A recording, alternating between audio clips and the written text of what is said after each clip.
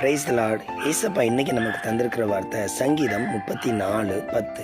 கர்த்தரை தேடுகிறவர்களுக்கோ ஒரு நன்மையும் குறைபடாது. ஆமாங்க, இன்னைக்கு ஏசப்பா உங்களுக்கும் எனக்கும் கொடுக்குற வார்த்தை கர்த்தரை தேடுகிறவர்களுக்கோ ஒரு நன்மையும் குறைபடாது. ஏசப்பா இந்த நாளில் உங்களுக்கு நன்மையானதை தரப்போகிறாங்க. நீங்கள் நிறைய தேவைகள் இல்லை ஏதோ எதிர்பார்ப்பில் இந்த நாளில் இருக்கிறீங்களா?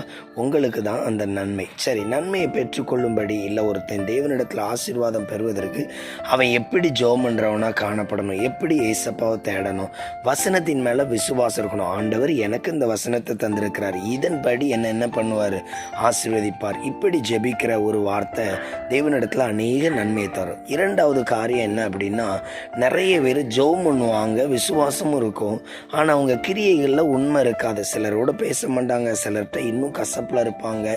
இப்படி குறையுள்ள பாத்திரமாக இருந்துட்டு ஆண்டவரே எனக்கு இதை தாங்க, நான் மனம் திரும்பும் பொழுது நிச்சயமாக நம்ம வாழ்க்கையில் நிறைய மாற்றம் உண்டாகும்.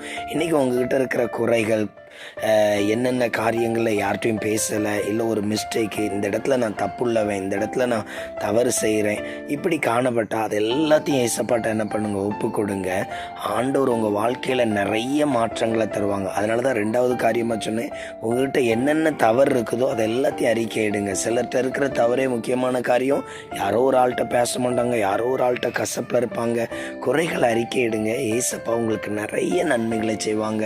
இந்த நாள்லையும் உங்களுக்கு ஒரு நன்மை என்ன பண்ணாது, குறைபடாது. இந்த வார்த்தையின்படி கர்த்தர் உங்களை ஆசீர்வதிப்பார். ஆமேன்.